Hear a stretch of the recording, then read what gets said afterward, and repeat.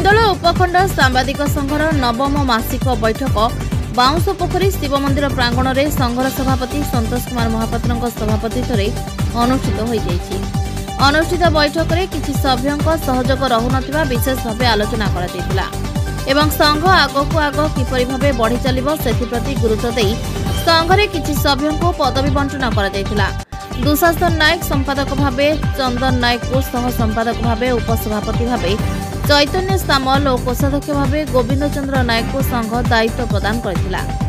ढेंकानाल जिला प्रतिनिधि Santosh Kumar Mahapatra report जेएमजे news. Hindol उपखंड सांबादिक संघर नवम मासिक बैठक अनुष्ठित हो जाइछि।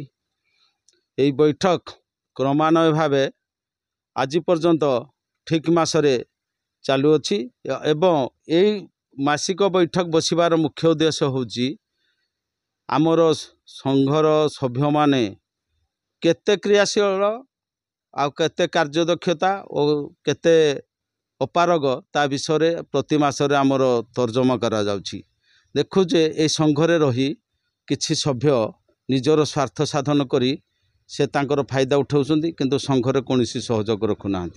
तेणु संघरे जेहेतु जो सभ्य माने असहयोग रखुछन्ति तेणु तांको संघ निष्पत्ति करिछि संघरु बाद दिया जीवो। आमर ए संघ द्वारा लोक माने किंति न्याय पाइबे अन्याय अनीति विरोध रे संघ सब बेले तार संग्राम जारी रखिछि। लोक मानक न्याय लोक माने केमिति सुविधा पाइबे सरकारी सुविधा ठारू घरठू वार्धक्य भत्ताठू प्रत्येक क्षेत्र रे संघ लोकलोचन को संघर आसिले बा लोक माने जणैबे जे संघरे जाई प्रकृत रे आमे एई अवस्था रे अछु हमकु सहयोग दरकार संघ ता पाखरे पहुंची ता पाखरे छिड़ा हबो। आमर एटा हो जो मुख्य उद्देश्य एई उद्देश्य संघ आज पर्यंत जारी रखिछि किंतु संघ एथुर केबे निवृत्त हेबनी। आ जो सब कार्यालय रे वर्तमान दुर्नीति चली पंचायत ठू देखंतु ब्लॉक एनएसी तहसील कार्यालय को सब क्षेत्र रे हो दुर्नीति बिना दुर्नीति रे ऑफिस चालू नाही। तेणु आमे माने संघ गुटे निष्पत्ति नहीं लोक माने हमको जनातु लोक माने सचेतन हुंतु किंतु सचेतन होना कि जनाऊ ना।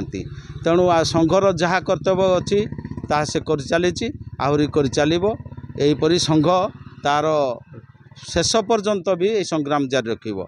जो भली भाव में ऑफिस मानक दुर्नीति भ्रष्टाचार बढ़ी चली तो लोक गोटे प्रत्येक गाँव में सब प्रकार सरकारी योजना पहुँची पारनी।